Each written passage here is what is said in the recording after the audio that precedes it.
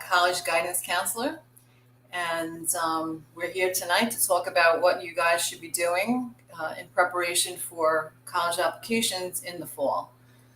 So we can start the presentation.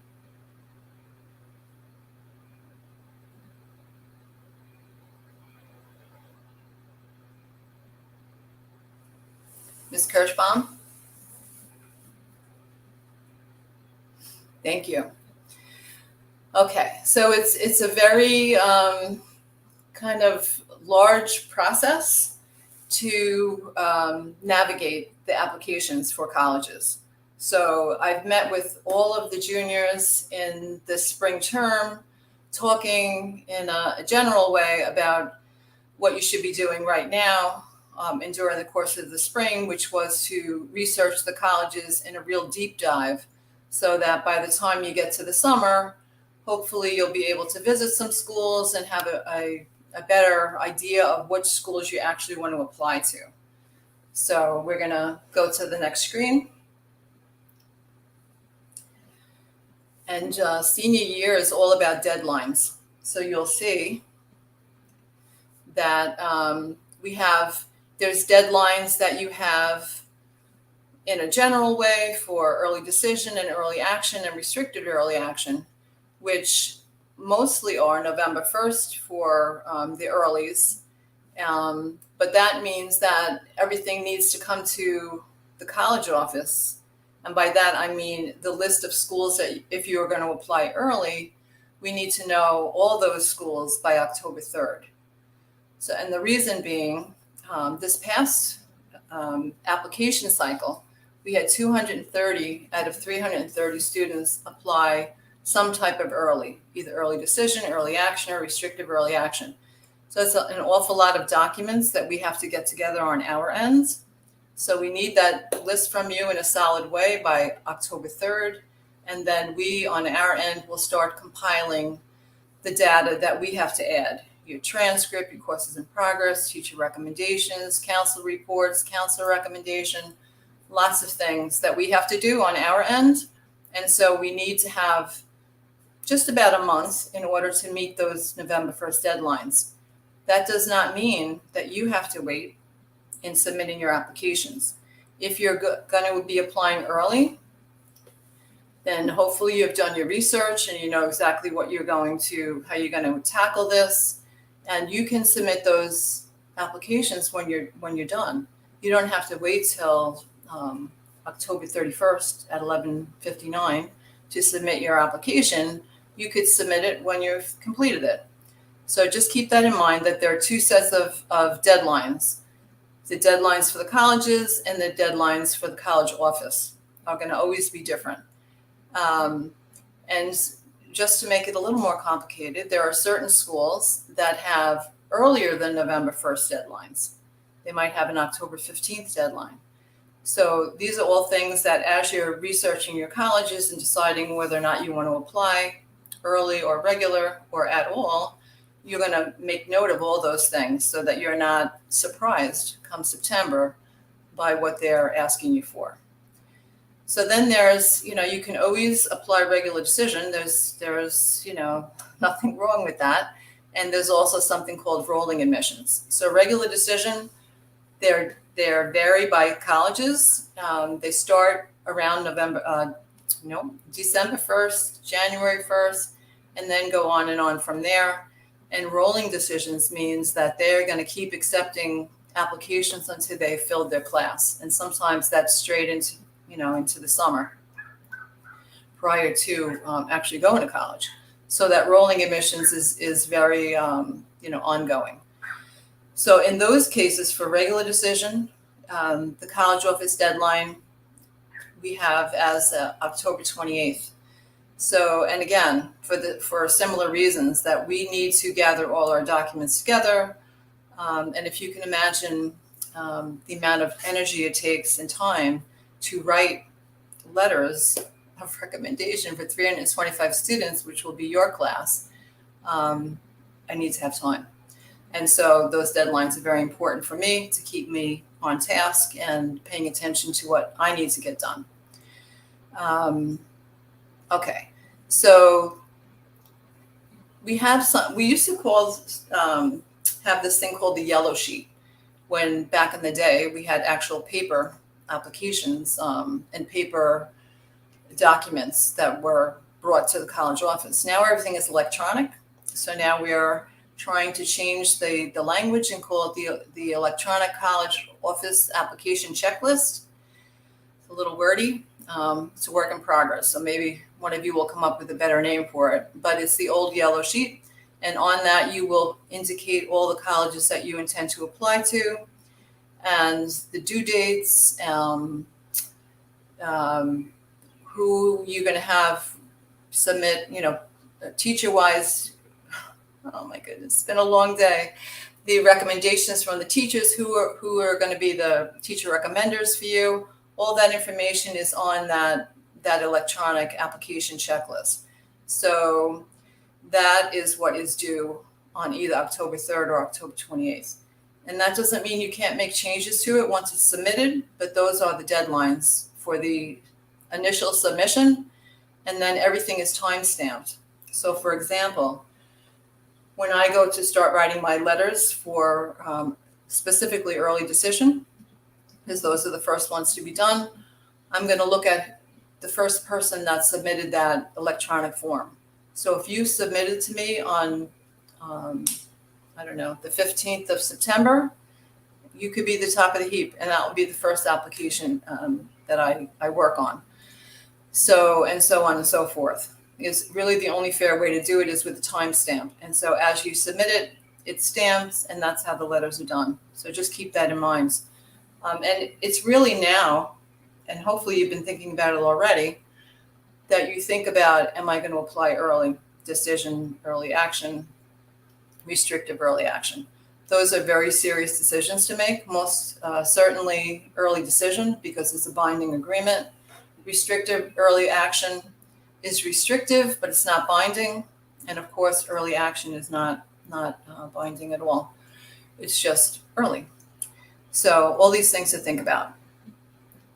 Any changes for applications with January 1st deadlines and beyond must be submitted by December 2nd to the college office, the same way electronically. So you can make additions or subtractions to your original electronic application to the college office as you go along. But there is a final deadline of December 2nd for a January 1st deadline. Okay, we can go to the next slide. All right, so the Common App is the general way that you're going to all be applying to colleges. That doesn't mean it's going to be the only way, but it will be the way that you submit the majority of your applications through the Common application process. So you have to go on to the commonapp.org, create an account, make sure that before you do that, you have established for yourself a professional email address. You're not going to use your school email for your college applications. You want it to be something that you're going to be able to access, along the way, and something that you're going to remember. It needs to be a little on the professional side. You don't want any, snarky or cutesy kind of email addresses. You want something that, reflects well on who you are. So there are over 4,000 colleges in the United States, and every one of them has their own little process. So it's very important that you pay attention to what it is that the particular schools you're interested in are asking you for. What is their application fees? Make sure that you pay that correct fee for every college that you're applying to on the Common Application. Even though you're going to have your Common App essay that goes to all your colleges, for the most part, every college that you apply to is going to have supplemental writings that they want from you. So all of that you have to pay attention to and make sure that you are fully prepared to do a good job with that. And if if the supplement is not done, then it will be considered an incomplete application, and all your efforts will be for naught.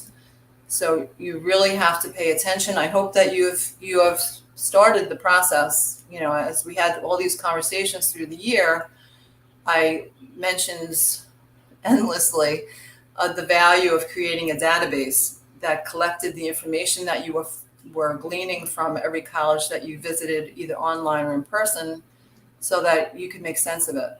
It's hard to remember if you don't write it somewhere, either electronically or create a written method of keeping all that documentation right at your fingertips. It's going to be necessary, and we'll talk about this all again in September, but this is like, the intro here. In order for us to do anything for you, you have to sign the FERPA, you have to waive your rights to review your letters of recommendation, and you must match your common application to Naviance. And in order to do that, you have to input colleges into your common application. This is all things that you're going to, we're going to have a meeting in early September, and I'm going to be real specific about this is what you need to do. So right now, this is an overview for you to, keep in mind. And, this is what's on the horizon. Okay, next. So there are inevitably going to be some school-specific forms, which means that they do not participate in the common application. They probably don't participate in the coalition either. And so it's a school-specific. And those, the top schools that come up with our students for the most part, MIT, University of California, University of Maryland, Georgetown.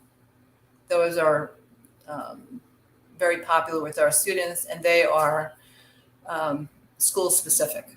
So you have to go onto their website, fill out the application, and they will in turn ask you for email addresses for your recommenders, and you're going to put them in there. And then we on the school and the teachers and the counselors will get links from those institutions to fill out the recommendations on our end and to submit all the documents such as the transcript and things like that.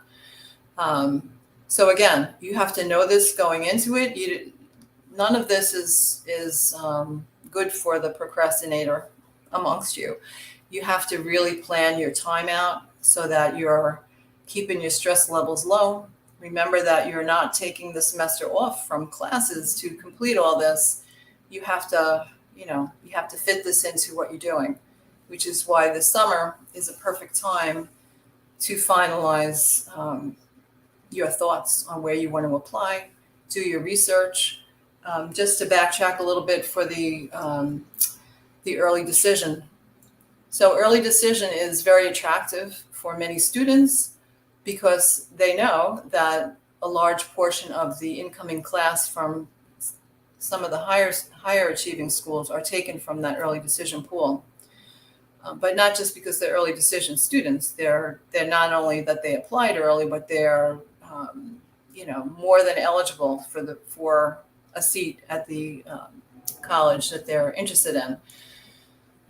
So, but it's binding, and you don't know what the financial package is going to look like. You've already said yes. It's a blind yes, which all of you have heard me say that a million times. And so a way to unblind that is to go onto the website of a particular college that you're interested in and look for they'll call it their net calculator for tuition, and you put in your information and it will give you an estimate, a pretty decent estimate of what you can expect based on students from past years who had your same financial situation, what they were offered. So it's a way to see, is this worthwhile to take that kind of a risk to apply early decision? It is a binding contract, so it's messy. If you find out that you're not going to be receiving a strong enough package to afford yourself the opportunity to go. And so this is a way to to really look at it with your eyes wide open. Is this a good risk to take? So just keep that in mind. Make sure that whatever the college deadline is, whether it's regular decision, early decision, restrictive early action, whatever it may be, that you submit your application by the deadline. And again, I'm going to say this also many, many times. You do not have to wait until the last moment to submit your application. As a matter of fact, if you submit it earlier, you can take a breath and move on with your life instead of having that stress hanging over you that, it's not done, it's not perfect. You're all more than capable. You've been preparing for a long time for this moment.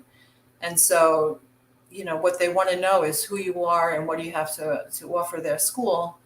And that's pretty much the extent of what you're going to be doing in this application. You can't change what is. You just have to present it in the best way that you can. So make sure that you pay your fees online. If you're in need of a waiver, you can ask for these schools, the school specific, you can ask them directly if they will, provide you with a fee waiver. And they have their own eligibility. Make sure that you enter the colleges on your Naviance account and on the checklist that I was talking about. Okay, we'll go to the next slide. All right. So SUNYs, the State University of New York, the application. I'm going to strongly recommend that any SUNYs that you're applying, do it through the Common App. It's much simpler. You can do it through the SUNY website, and it just, it takes it out of the ease of submitting documents on our end, because now I have to go into a different database to take care of that. And certainly that is something that I did a lot of this year because people ran out of, you can only apply to 20 colleges on the Common App, and for some that wasn't enough. And so they did their SUNYs outside. I'm going to ask you to be more discerning and really think through the colleges that you're applying to. Don't allow your anxiety to get the best of you and start applying, willy-nilly to schools that you don't even know if you really want to go to. So take this time, and I hope you have been taking your time these past few months to really look at the schools deeply. They have lots of wonderful information available virtually. Within our college classroom, the Google Classroom, I hope that you are taking advantage to all the many things that we've been putting up there that include open houses, that include information center sessions, and how to schedule an in-person visit, all kinds of really wonderful information. So it's either on our classroom or go to the particular college directly to their website, and there's just so much information. And you can really get a strong idea of what it's like. And they have blogs where current students will chat back and forth with you about their experience as their current students. So you could ask questions even if you're unable to literally go to the campus, which is always wonderful. But if you can't, there's so many virtual options. It's one of the pluses from the pandemic that everyone has upped their virtual world to be much more user-friendly and just full of information. So please take advantage of that. So this whole presentation will be on the classroom also. So I'm not going to go through reading all the bullet points on here. But you can see clearly that SUNY has their own site, and the application fee is per college. So, there are many, many SUNYs. So depending on how many you're interested in, you would be paying a fee for each one. And similar to the CUNYs, which we'll get to, the SUNYs have their own fee waivers. So if you're going to apply if you want to apply to a SUNY and need a fee waiver, then we can help you navigate through that. But they have their own fee waivers. Okay. All right, so as far as using the Common App, you've already created in your mind, you've created your Common App page, and you're going to go on there, and you're going to just follow the steps of the submissions process, and it is pretty clear. It's also a little tedious at first because you have to, you're only going to do it once though. We used to have to do all this by hands, and for every college you applied to, you had to repeat the same information. Make sure that you didn't have a mix up with the numbers at some point and put in the wrong Social Security or things like that. So the Common App is wonderful because it's one application. Once you have it completed, then you add in your colleges and all the information gets dispersed. So it is much simpler, but it's a little on the tedious side. So you have to pay attention, give yourself time, and just put in what they're asking for. And if you have any questions, once we're back in school in September, then come into the college office and, either myself or Miss Tana, Miss Donna will help you with anything that you're struggling with. So I want you to really, you've all been very good about coming in now, which is fabulous. But senior year, especially in the beginning, there's just going to be a lot of things. So please, come in, ask questions, send an email. Don't, get all hung up trying to figure it out. Sometimes it's easier just to have another set of eyes look at something and help you easily. So please make sure to do that. Okay, so we're going to move to, I think the CUNYs are next. Next slide. Here we go. All right, so CUNYs are, I don't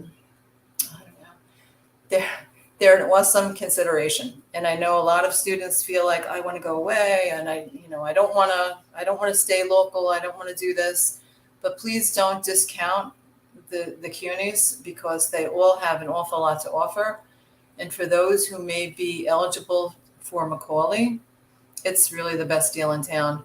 And we have had many, through the years, many students go through CUNY and then they go on to whatever they want, whether it's law school, whether it's medical school, whether it's, physical therapy, dental, whatever. It's not like you're limited if you go to a CUNY. And of course, Macaulay, is a free ride for the entire time, and couple of years of housing if you want that. And, it's really a wonderful opportunity. But CUNYs in general offer a lot. So please don't discount them. So the way that you apply is you go on, if you've taken college now, then you already have a CUNY account, and then you would just go into your CUNY First account.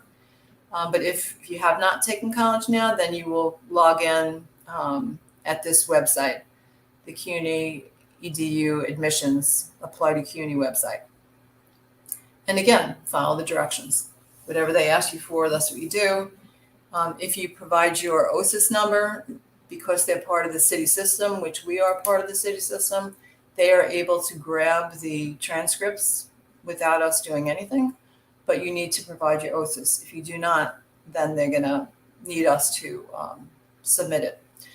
But otherwise, it's very simple. And one fee, $65, you can apply to 6 different CUNYs. So it's a great deal in that way too. So currently CUNY is test free, which means they are not asking for SAT or ACT scores. They're not required. They're not considered. There's not even going to be a place for you to do it. The Macaulay has been waived for the past couple of years. They have not announced whether that's going to continue. I have a feeling that it might for at least your year, but we'll know by September. And in regards to Sophie Davis, similar kind of scenario that usually they're asked for the SAT and ACT, and that is part of CUNY, Sophie Davis, but they have waived it the past few years. So we'll see whether or not that's going to continue on. All right. Another wonderful thing about CUNY that is kind of underappreciated is that of all the colleges, they take whatever you have. They will take your College Now credits. They will take your AP credits. You could conceivably get your first year credited by what you have taken in high school so far, which when you look at the price per credit at a private school, you realize how generous that is, and how happy you'll be when you don't have to pay all that money back. So again, keep your mind open. Of course, not only Macaulay Honors to be considered, but the Sophie Davis and the Brooklyn BAMD program, all things to think about if you have those kind of career goals in mind. Okay, so we'll go. Any questions? I feel like I can't see anything in the chat, so I don't know if there is any current questions, or we just keep moving. Okay, so we'll go to the next slide.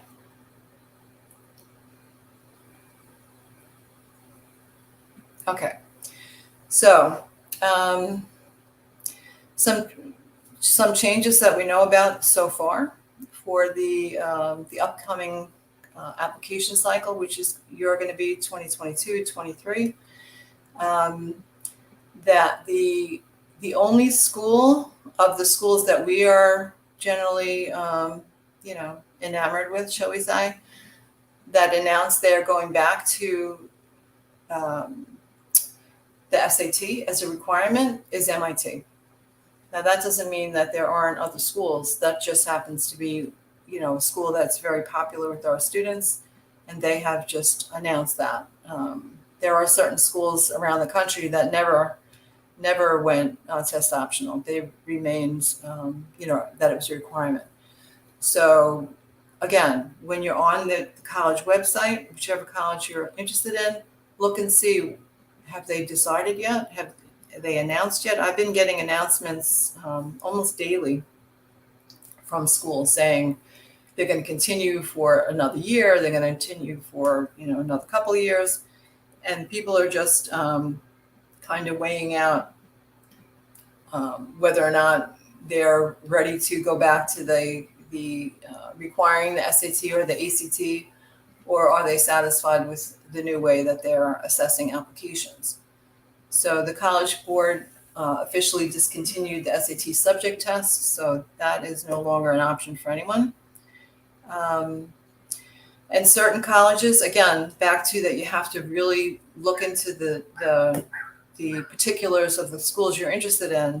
Some are allowing students to self-report scores, and until you're actually admitted, you don't have to submit a score report. However, if you are admitted and you're intending to go and they want it, you're going to have to send it to them. So just keep that in mind. So again, back to this idea that since it's really a very private industry, this whole college process, that they each have their own particular policy. So make sure that you know the schools that you're interested in, what they are asking for, and make sure that you have it available for them. By now, I'm hoping that you're satisfied with that. I know that many of you have taken several SATs at this point. And I have said also often that I would rather see you finish strong in your junior year and take your SAT if you had to again in August, so that because this last term here is going to be your last opportunity to really shine. So it's late in the game, but again, I have been saying it for 4 months. Hopefully you have heard that and paid attention to how you're doing currently in classes, and keeping it strong. You worked hard to get to this point, and you just want to, keep yourself in a good position to get into the schools that you would like to. Okay, so we'll go to the next. Okay, so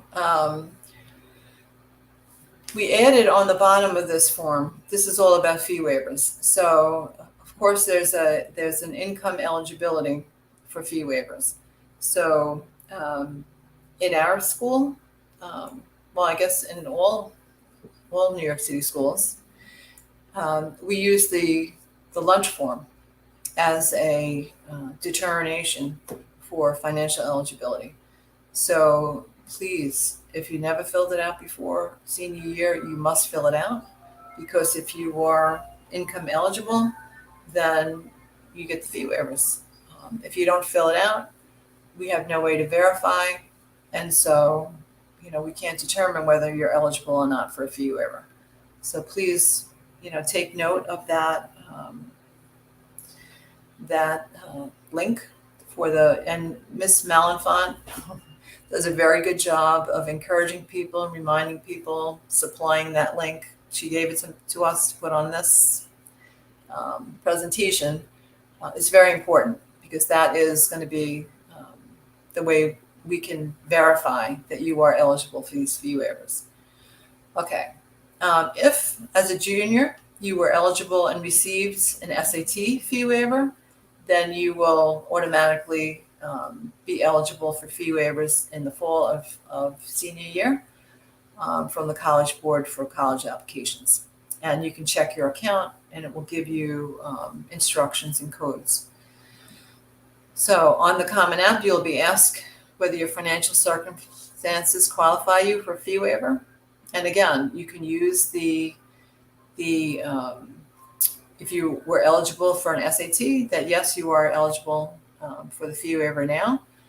And just keep in mind that CUNY accepts only the CUNY fee waiver. So again, not as complicated as individual college applications, but this fee waiver is a little specific.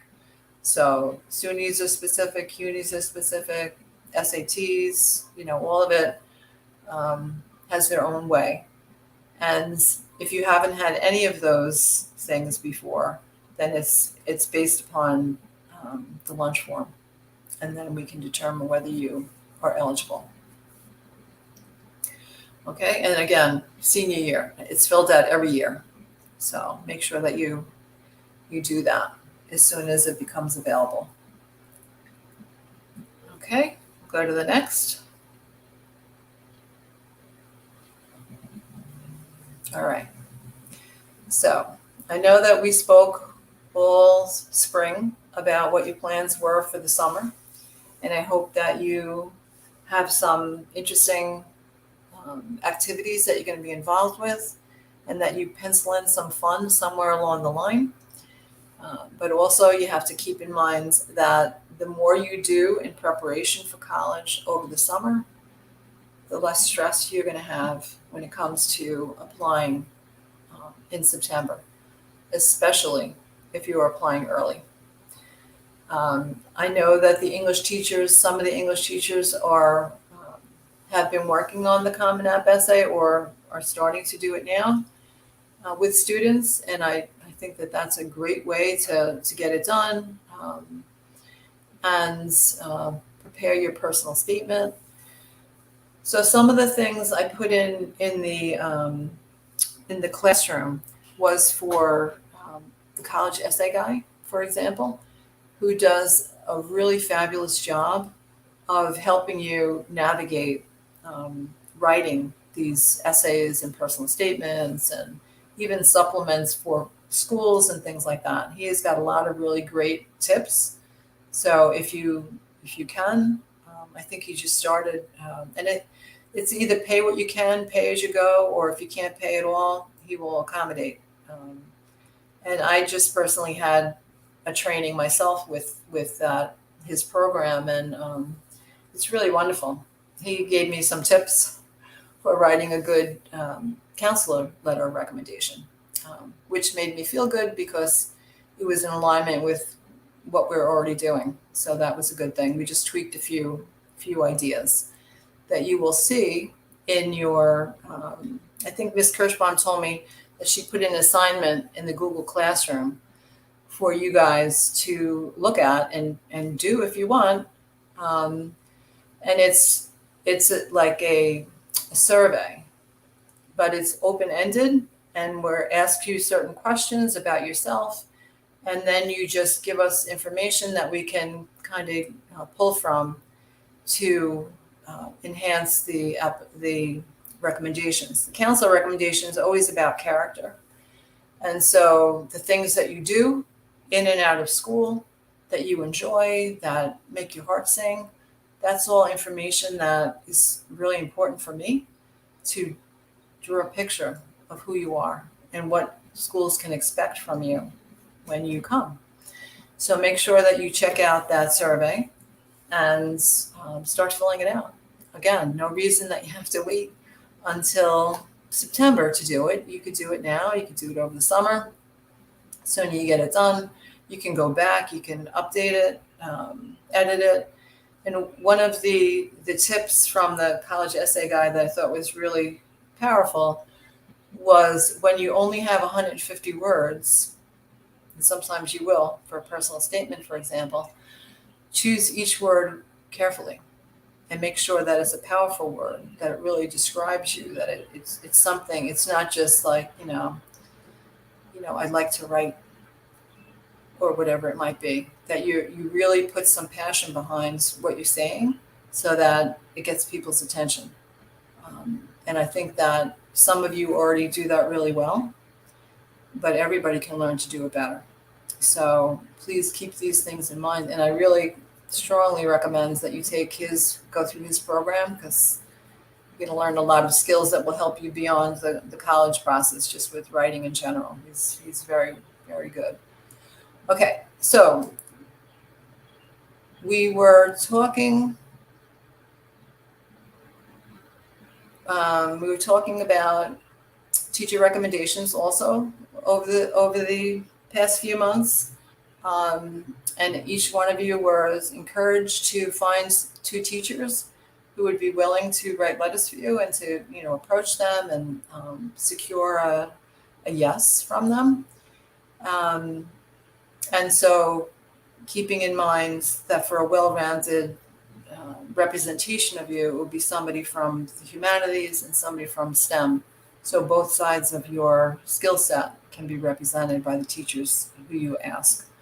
And hopefully you've done that, and that will be added to your electronic form for the college office, who those teachers are.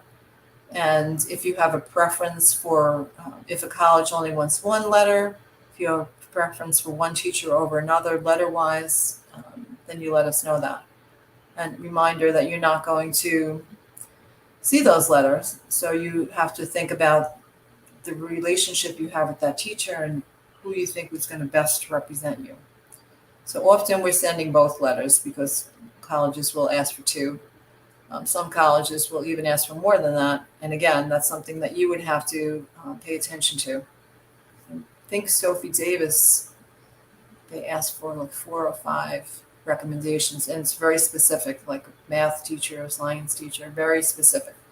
So again, you have to get all that information from the particular college off their websites and make sure that you have it all in place. Okay, and again, back to what I've been saying all along, to create a chart or a spreadsheet with deadlines, requirements, type of application, fees, how many. Often students will ask me how many colleges, and I am not good at giving a straight answer, because there is not a straight answer. But what I will say is, consider you have a finite amount of time. And if you are doing early decision, it should not be something that you do last minute. So you have to plan it. That early decision says, this is my top school, my most important school. I want to go here the most of any school. And so pay attention to that one and make sure that everything is spot on for that application. And for early action, so you're interested, you're a little more interested in these schools than maybe some regular decision schools. And they require that, not the same level of attention. ED is number one, first and foremost, all your attention. Then you go to early action. You need to give it attention. So you shouldn't do early action to 4, 5, 6 or more schools. That's too much. You're not going to do a good job. So if you pick out, 2 or 3 schools that you really want to go to as well, that you're going to put your attention to, that you're going to do a really strong job writing those letters and writing those essays and really demonstrating your best self, your knowledge of the school, all of that. You want to limit that. And regular decision, you have more time for that. So, you're not locked into that November 1st deadline. So you have months, really, beyond the earlies that you can get to the regular decision. So kind of space it out. Make a good decision. Don't just, your friends are applying to, 10 schools early action, so you're going to. It doesn't mean they're going to do a good job with all those applications. You want your application to stand out, and that means time and attention. So to that end, if you think that you can do more than what I'm suggesting, then absolutely go to it. But really be honest with yourself, because you are going to be in school taking, rigorous courses, because everybody wants to know that, yes, you were a fabulous student up until junior year, but what are you doing in senior year? In early schools, early decision most specifically, is going to ask for things early. So come December, they're going to say, give me a snapshot of where the student is right now. So it doesn't stop. You can't say, well, I'm doing my applications. I can't do my paper. I can't do my homework. I can't study for the test. It's not that way. So you have to really have priorities for yourself. Parcel out your time over the summer so that you're not overwhelmed, and do a really good job. Ask people for help. And I don't mean help writing it, but reading it, giving you some feedback perhaps, whatever you need. You don't have to do it all by yourself, but you have to, you can't come to me the day before an application is due and say, oh, could you read this for me? Because yes, I can, but I'm not going to be able to give you very good feedback in a short period of time. So please keep it all in mind. Even if you're asking a teacher, whoever you're going to ask, make sure that you respect their time and that you're doing things in a manner that is easiest for everyone involved. And we want you to be successful, so we want to help you. Okay, so right, don't forget to add your choices onto Naviance, because that's going to be how we know what you're doing when it says colleges I'm thinking about. And again, all of this is so repetitious to those of you that I've been speaking to along the way. I'm saying the same exact things. Be involved in some kind of activity. It doesn't really, it's not, if you have something particular that you want to do, fabulous. There's an internship, summer program, a job, volunteering. But whatever it is, make sure that you are committed to it and that you're enjoying it and you're learning from it and you're fully immersed in the experience, because everything that you do impacts who you are and who you are going to be expected to be when you get to college, because you're in the mode of doing. So all that to say, you have to, like I said earlier, pencil in some time to be able to kick back and recharge, so that when you come into school in the fall, you're refreshed and you can hit the ground running with everything that you have to do. So it's a tall order, but you've been preparing for it all along the way. So none of this should be particularly new information. Hopefully you're hearing it and taking it to heart. But it is all things that we've been saying along the way, actually from sophomore year. So here we are, you're almost seniors, rising seniors, right? So you're ready for this, but just parcel out your time in an appropriate way. All right, I think we have one final slide.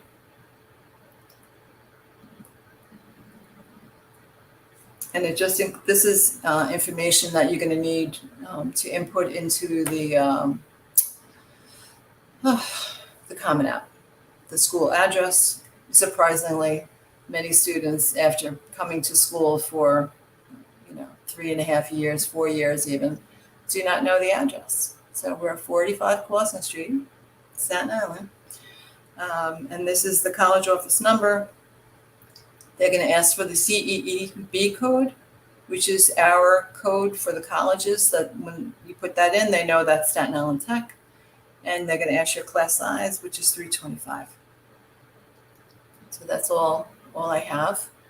And I still don't see any questions or anything. So is there anything in the chat, Ms. Kirschbaum, that I'm not seeing? No, there's not. Okay. All right. So if you don't have any questions, then that's all that I have. And I will, I'll see you between here and the ends of the year if you have anything that comes up. And good luck. Good luck. Thank you for coming.